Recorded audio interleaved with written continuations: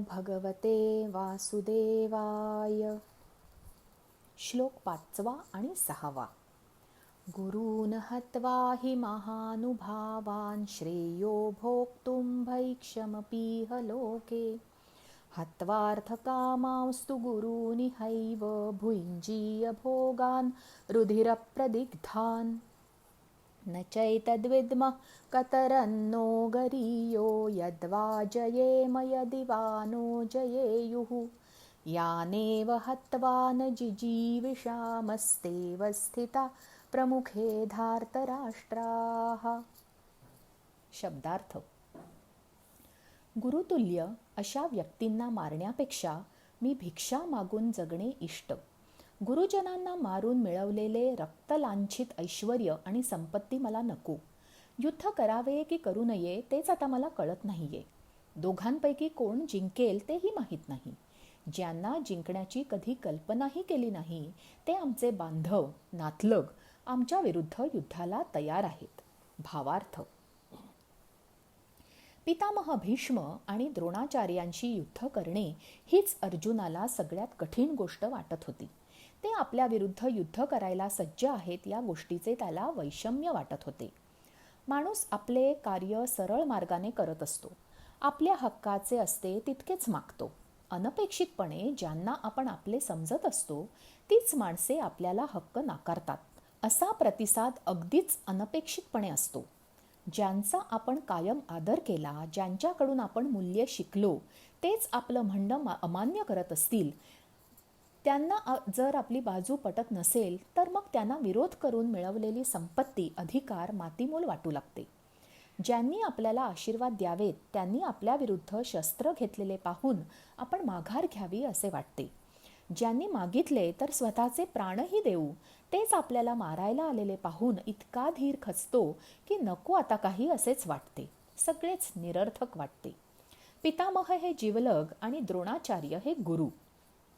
इतक्या थोर आणि आदरणीय व्यक्तींच्या विरोधात युद्ध करू नये असे वाटणे अगदी साहजिकच आहे.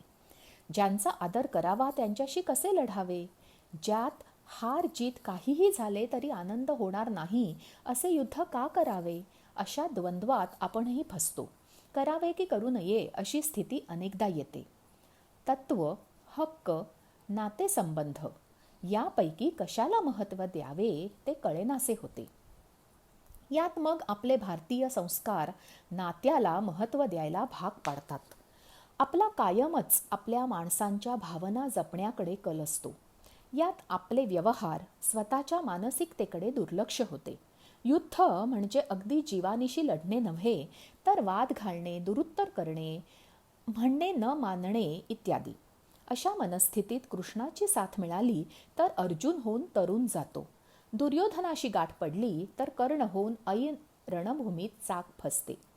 फरक इतकाच आहे की कृष्ण नेहमीच अर्जुनाचे हित बघतो आणि दुर्योधन स्वतःचे. आपले हित कशात आहे हे आपल्याला कळले पाहिजे. नेहमी समोरच्यावर विसंबून त्याच्या गोड बोलण्याला भुलून जाऊन चालत नाही. म्हणून म्हणतात संगत चांगली असावी. श्लोक 7 आणि 8. कार्पण्यदोषोपहतः स्वभावः पृच्छामि त्वां धर्मसम्मूढचेताः. यच्छ्रेयस्यात् निश्चितं ब्रूहि तन्मे शिष्यस्तेऽहं शाधिमान् त्वां प्रपन्नम्. न हि प्रपश्यामि ममापनुद्याद् यच्छोकमुच्छो क्षणमिन्द्रियाणाम्. अवाप्य भूमावसपत्नमृद्धं राज्यं सुराणामपि चाधिपत्यम्. शब्दार्थ. करुणेमुळे अर्जुनाला धर्म आणि अधर्म यात भेद करता येत नव्हता. त्यामुळे त्याने कृष्णाला योग्य मार्ग सांग अशी विनंती केली. अर्जुनाला जे दुःख झाले होते त्याने त्याचे हातपाय गळून गेले.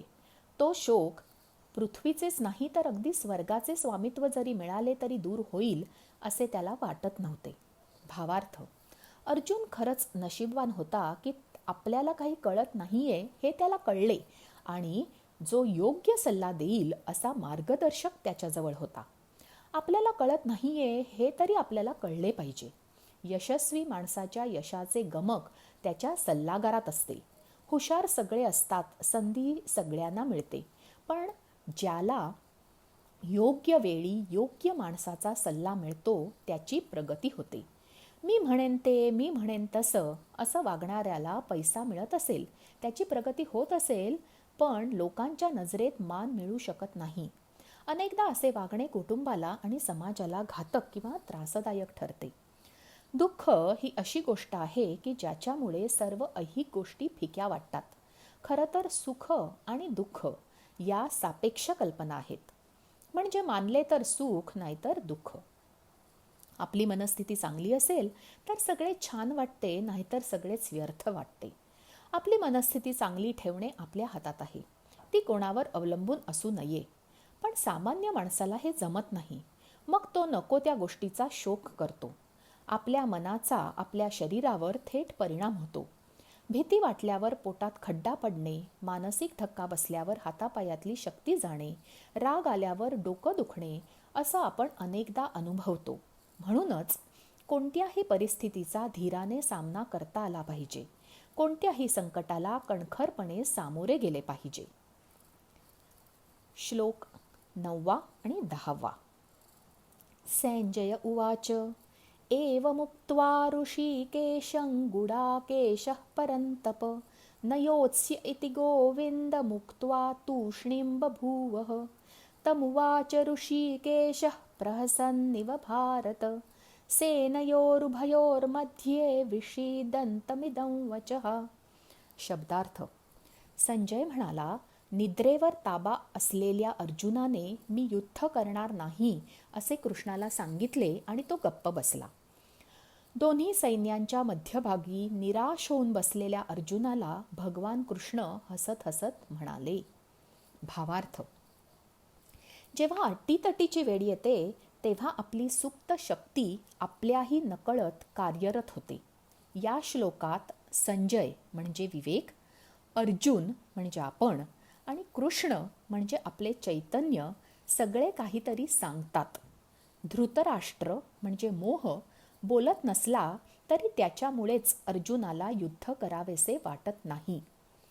गुडाकेश म्हणजे निद्रेवर ताबा असलेला म्हणजेच अर्जुन. चिंतेमुळे ज्याची झोप उडाली किंवा हाती घेतलेले कार्य पूर्ण होईपर्यंत झोप येत नाही. आपणही काही महत्त्वाचे कार्य असेल तर फार कमी झोपतो.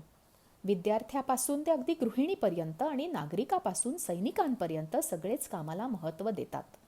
जास्तीचे काम आले की ते रात्री जागून करतात किंवा सकाळी लवकर उठून करतात. एक म्हण आहे, डोळे घाबरतात, हात काम करतात. उलटसुलट कल्पना करून माणूस अस्वस्थ होतो. या उलट धीर देणारे कोणी असेल तर आपण परिस्थितीला सहज सामोरे जातो.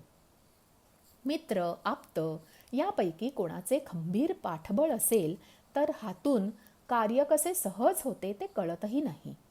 हाती घेतलेल्या कार्याला योगेश्वराचे पाठबळ आहे अशी खात्री बाळगली तर काहीही अशक्य नाही.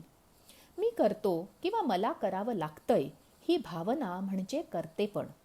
ते सोडून कार्य केले, करता करविता तो आहे असे मानले तर यश अपयशाची भीती उरत नाही. सत्सद विवेक बुद्धी जागृत ठेवून मोहाला दूर सारून परमेश्वराचे अधिष्ठान ठेवून परिश्रम केले तर यश आपलेच आहे. आजचे निरूपण इतकेच. जय श्री कृष्ण.